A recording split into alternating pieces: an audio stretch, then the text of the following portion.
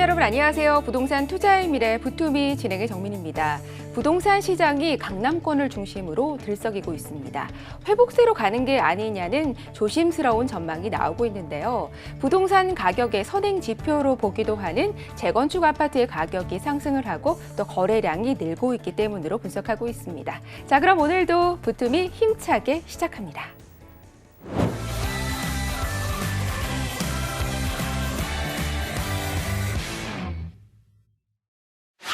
네, 우리 몸에 이상이 있다면 정밀 진단을 통한 원인 분석이 가장 먼저겠죠. 자, 부동산 투자도 마찬가지입니다. 부동산 시장에 대한 꼼꼼한 분석을 해드리도록 하겠습니다. 부동산 MRI 시간 진행할 텐데요. 오늘 함께해 주실 주치의분 소개해 드리도록 할게요. 투미부동산연구소의 김재경 소장님 자리해 주셨습니다. 소장님 안녕하세요.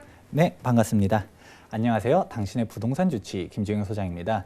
각종 부동산 대책들이 나올 때마다 이슈가 정말 많이 되고 있는데요. 그런데 그러한 대책들이 어떠한 영향이 있는지 꼼꼼하게 따져볼 필요가 있는데 오늘 그런 대책들 하나씩 짚어보도록 하겠습니다. 네, 맞습니다. 여러 가지 대책이 나올 때마다 투자자분들은 휘청하시는데요.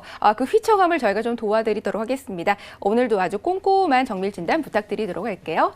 자, 그럼 오늘의 부동산 MRI 응급 환자 먼저 만나보겠습니다. 화면으로 만나볼까요? 네, 바로 부동산 대출 규제입니다. 맞습니다. 대출 규제가 된 지 벌써 1년, 2년이 좀 지났고요. 그로 인해서 부동산 시장이 계속 얼어붙고 있다라는 말을 정말 많이 듣고 있고 좀 체감하시는 분들도 계신 것 같은데 실제로 이 대출 규제가 부동산에 영향을 좀 많이 미치고 있죠. 아무래도 영향이 없다라고 할 수 없죠. 영향은 분명히 있는데, 근데 이제 우리가 부동산 대출이라는 부분 아무래도 전문가라든지 언론에서 이게 영향이 크다라고들 많이 얘기했습니다. 시청자 여러분들도 한번 들어봤을 때 아무래도 대출을 안 해주면 부동산 살 때 대출 못 받으니까 아무래도 하기 어려운 거 아닌가 생각해 볼 수 있을 텐데, 근데 이게 어떠한 부분에서 어떻게 영향이 있는지 한번 꼼꼼하게 따져보도록 하겠습니다. 네, 아주 꼼꼼한 분석이 필요하다라는 말씀을 주셨습니다. 우선은 대출이 막혔다 하면 부동산 투자는 좀 어렵다라고 많은 분들이 생각하고 계시거든요. 자, 대출 규제. 그렇다면 9.13 부동산 대책, 이게 가장 강력한 것 맞죠? 그렇죠. 가장 최근에 이제 9.13 부동산 대책이 2018년도에 나오면서 많은 사람들이 아무래도 이 대출 규제가 심각하게 딱 막혔다 보니까 부동산 시장이 냉각됐다라고 얘기를 하는데, 근데 사실 디테일하게 들어가 보면 2017년도 파리 부동산 대책이랑 실질적으로 크게 달라지는 부분이 투자자들 입장에서 많지 않다라는 거를 좀 알아둘 필요성이 있습니다. 네, 그렇군요. 체감을 하기에는 9.13이 보다 더 강력하다라고 많은 분들이 알고 계신데, 자, 그렇다면 포인트를 짚어주신 게 파리 부동산 대책에서 큰 변화가 없고 파리 부동산 대책이 아주 강력하다라는 말씀을 해주신 것 같아요. 그렇죠. 9.13 부동산 대책 이전에 파리 부동산 대책이 정말 강력하게 나왔는데요. 파리 부동산 대책이 워낙 많은 내용이 나왔는데 금융에 대한 부분만 한번 정리해 보았습니다. 이전에는 LTV라고 하죠. 담보대출 비율에 대해서 보았을 때 예를 들어 주택 가격이 10억이다 할 때 LTV가 70%라고 하면 7억까지 대출을 해주는 게 그 담보대출 비율입니다. 파리 부동산 대책이 나오면서 40%로 낮추게 됐고요. 투기 과열지구랑 투기 지역 간의 차이를 보게 되면 사실상 투기 지역은 세대당 한 건밖에 대출을 안 해주게 되고, 투기 과열 지역은 만약에 대출이 한 건 있다, 그럼 추가 대출 받는 거는 30%도 이게 낮추면서 이게 강력하게 막게 되었습니다. 이렇다 보니까 아무래도 대출을 이제 받기 어려워지는데, 근데 사실 파리 부동산 대책이 대출 규제만 있었던 게 아니라 워낙 다양한 규제들이 총망라했다 보니까 이런 부분도 사실 좀 간과하는 부분도 좀 있긴 합니다. 우선 파리 부동산 대책에서 여러 가지 대출 규제가 많이 있었다라는 말씀을 주셨습니다. 자, 그렇다면 파리 부동산 대책은 2017년. 그런데 이렇게 강력한 대출 규제가 있었는데 2018년에는 부동산 가격이 상승했거든요. 네. 굉장히 아이러니합니다. 이 상황은 어떻게 된 건가요? 사실상 우리가 대출 규제를 크게 막긴 했어도 실질적으로 투자자들에게는 큰 영향이 가지 않는다라는 점이 있다고 할 수 있는 것이죠. 그런데 이해가 잘 가지 않습니다. 정부의 이제 대책은 투자자들의 투자를 좀 막기 위해서인데 어떻게 투자자에게 영향이 많이 가지 않죠? 실질적으로 투자자들은 대출을 받지 않기 때문이라고 이해하면 편합니다. 예를 들어서 대출을 받아가지고 우리가 투자를 하느냐라고 생각하면 꼭 그렇지 않다는 거죠. 왜냐하면 우리가 집을 사는 게 투자 목적이라는 것 자체가 실수요 목적이 아니잖아요. 내가 이미 살고 있는 집은 있어요. 근데 추가로 집을 사는데 우리가 대출 받아서 산 다음에 그 집을 공가로 냅두는 게 아니잖아. 전세든 월세를 세를 어차피 두긴 줘야 되는데, 근데 이미 전세 가율이라는 게 있단 말이에요. 네. 전세 자체가 높게 되는 거죠. 그러면 한번 질문 한번 드려볼게요. 네. 뭐 예를 들어서 뭐 매매 가격이 10억짜리 집이에요. 근데 우리가 현금은 딱 3억 있어요. 근데 대출 70%를 받아가지고 7억 대출 받아서 집을 살 수도 있고 아니면 전세가 7억이 있어서 전세 7억 주고서 3억 주고서 사는 건 똑같을 수 있는데 어떤 거를 선택하시겠어요? 네, 저라면 당연히 전세를 주겠죠. 혹시 이유가 어떤 걸까요? 그 이유는 바로 이자 때문이에요. 대출이라는 게 이자를 내야 되니까 매달 그 이자를 제가 벌어서 내야 되는 거잖아요. 근데 전세는 그런 게 없으니까 당연히 전세로 할 것 같은데요. 이게 바로 핵심인데요. 우리가 대출을 받게 되면 매달 이자 비용이 발생하게 되는 것이죠. 그리고 우리가 현실적으로 봤을 때는 전세를 놓게 됐을 때 지금이야 전세가율이 많이 낮아졌다라고 해서 뭐 한 60%다, 뭐 70%다 이렇게 얘기하지만 이전에는 80%도 넘어가는 집들이 많았었거든요. 그럼 실질적으로 대출 70% 받는 것보다 전세를 놓고 갭 투자하는 게 투자 금액도 훨씬 더 낮은 상황이 나오다 보니까 투자자들 입장에서는 원래 애초에 갭 투자를 했었던 것이고요. 그런데 여기서 파리 부동산 대책이 나왔다. 이렇게 해가지고 대출 비율을 낮춰버리다 보니까 더더욱 더 어차피 갭 투자 쪽으로 가게 되는 것이고요.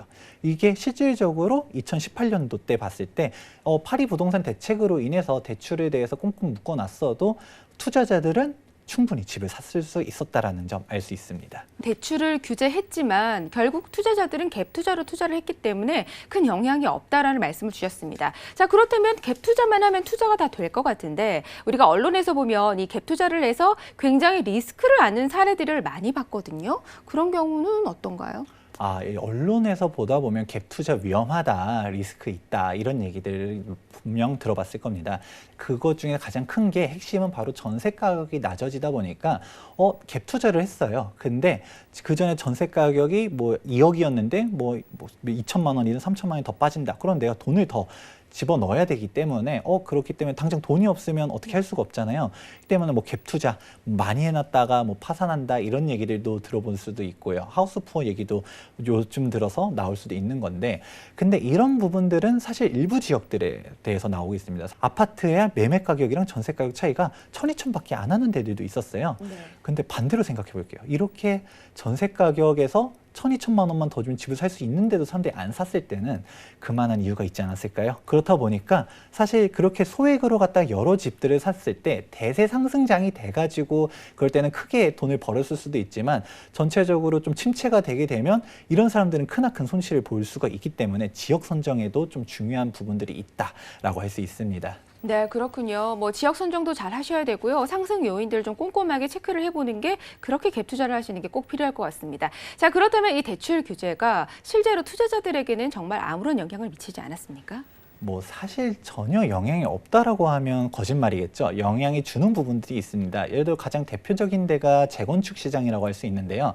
재건축 같은 경우는 갭 투자를 하려고 해도 갭 투자가 성립되기 되게 어려워요. 왜냐하면 일단 기본적으로 노후된 아파트들이잖아요. 네. 재건축 아파트라는 것 자체가 30년이 넘어간 연식을 이제 그런 아파트들을 대상으로 재건축을 하다 보니까 매매 가격은 강남권에 있는 재건축 가격들 봤을 때 뭐 몇십억 하는데 전세는 몇 억 안 하는 그런 단지들도 있어요. 그런 데들은 뭐 전세가율이 뭐 한 20% 안 되는 그런 데들이 있으면 사실상 현금만 80%를 동원해야 되는 그런 집들이 있단 말이죠. 네. 그런 집들을 투자를 하려고 할 때 LTV 그전 70%가 됐으면 그 20% 나머지 부분을 대출로 충당을 했었을 텐데 지금 대출이 안 되다 보니까 아무래도 재건축 투자할 때 현금이 많이 들어가는 만큼 좀 영향을 받을 수는 있죠. 근데 이러한 상품들이 전체 부동산 시장에선 좀 일부 상품들이다라고 할 수 있죠. 대부분의 주택이라든지 아파트 같은 경우는 전세가율이 충분히 높다 보니까 대출 받는 것보다 더 높다 보니 아무래도 투자자들 입장에서는 뭐 대출 때문에 투자를 못한다라고는 할 수가 없는 상황입니다. 네, 그렇군요. 자, 그렇다면 고율세 부동산 대책이 나오고 나서 대출 규제가 훨씬 더 강력해졌다고 알고 있는데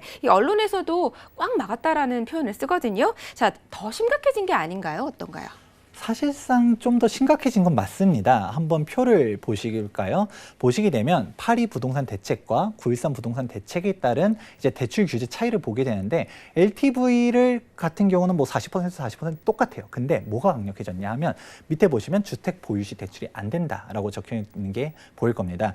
기본적으로 일단 지역이 넓어졌어요. 첫 번째로는 그전엔 투기 과열 지역, 투기 지역에 대해서 꽉 막았었던 대출 규제를 조정 대상 지역만 되더라도 대출이 안 되게 막아놨는데 여기서도 그전에 대출이 있었으면 대출 안 해주던 거를 아예 집이 있으면 집이 있기만 해도 대출이 전혀 없어도 집을 보유하고만 있으면 대출 더 이상 안 해주도록 막아버렸습니다. 그렇다 보니까 원천적으로 대출을 이제 받기가 어렵다라고 생각할 수 있는데요. 그런데 제가 앞서서 얘기 드리지 않았습니까? 투자자들 입장에서는 대출 받아서 투자한다 했나요? 아니죠. 갭 투자를 한다고 했습니다. 네, 그렇다 보니까 실질적인 투자자들 입장에서는 영향이 없다라고 볼 수 있는 거예요. 근데 현재 부동산 시장이 좀 침체된 거는 좀 심리적인 부분이 좀 강력하다라고 볼 수 있는 것이고요.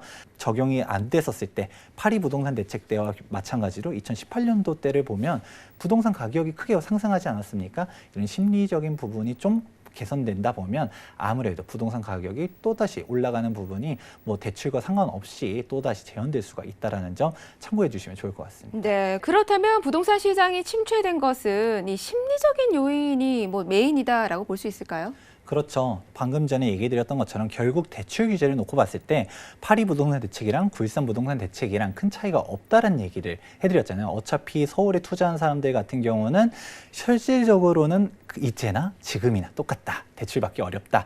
즉 다양한 부동산 요인들을 따져볼 필요성이 있다. 그리고 이거에 의해서 심리가 개선되는 게 중요하다라고 볼 수 있습니다.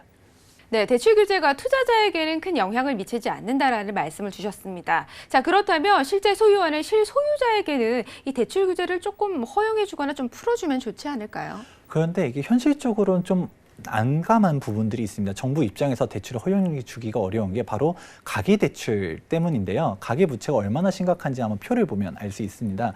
보시게 되면 이 숫자가 단위가 조예요. 조. 네. 파리 부동산 대책 때 대출 규제를 했음에도 불구하고 대출들이 계속 증가한단 말이에요. 그러다가 9.13 부동산 대책까지 내놓았음에도 대출은 꾸준히 증가해서 현재 마지막 2018년도 말의 기준으로 봤을 때는 1,500조가 넘어가는 어마어마한 규모의 대출이 있다 보니까 아무래도 이 가계부채가 한국 경제의 위험, 내관이 된다라는 언론의 주장 즉 그리고 전문가들의 의견들도 많다 보니까 정부 자체는 이게 부동산 시장 아무래도 실소유자들에 대한 안정 이런 것보다는 원천적으로 대출이 그만 늘어나라 이런 성향이 많다 보니까 실소유자라고 하더라도 대출 좀 풀어주기는 어렵지 않을까 생각됩니다. 아, 그렇군요. 그러한 이유가 있었습니다. 사실은 대출 규제가 가계부채가 좀 늘어나는 것을 막고자 하는 한 방법 중에 또 하나이다 보니까 실제 소유자들은 이런 부분에 있어서 조금 손해나 피해를 좀 보지 않을까라는 생각이 좀 드네요. 그렇기 때문에 이 대출 규제로 인해서 부동산 가격이 떨어진다라는 것은 맞지 않는 말 같습니다. 그렇죠. 우리가 실질적으로 투자자들 입장에서 봤을 때는 결국 갭 투자로 갈 수가 있다. 그러고서 우리가 실제 지금 같은 경우는 결국 흐름, 심리적인 부분 아니면 다른 각종 다양한 부동산 요인으로 인해서 부동산 가격이 올라갈 것인지 떨어질 것인지 판단해야 되는 것이지 대출 규제 때문에 안 된다라고 했을 때는 그건 맞지 않다라고 볼 수 있는 것이고요. 그렇기 때문에 현재 부동산 대출 이게 규제가 너무 심각하기 때문에 지금 좀 침체됐다라고 보면 사실상 좀 시각을 좀 바꿀 필요성이 있다라고 볼 수 있습니다. 더 중요한 거는 부동산의 다양한 이슈들이 어떻게 되는 것인가를 점검해 볼 필요성이 있는 것이죠. 네, 그렇군요. 이제 주치 선생님의 말씀을 좀 정리를 해보자면 파리 부동산 대책이나 9.13 부동산 대책에서 대출 규제는 정말 많이 나왔습니다만 이것들이 투자자들의 발길을 막지는 못했습니다. 결국은 갭 투자로 돌아서 갔고요. 결국은 부동산 가격은 상승했습니다. 자, 그렇기 때문에 대출 규제가 부동산 가격을 하락한다라는 말은 맞지 않다라는 걸로 정리를 한번 해보도록 하겠습니다. 자, 시청자 여러분들께도 좀 도움이 되셨으면 좋겠네요. 자, 이렇게 여러 가지 요인들을 살펴보는 게 무엇보다 중요하다라는 말씀 또 마지막에 남겨주셨습니다.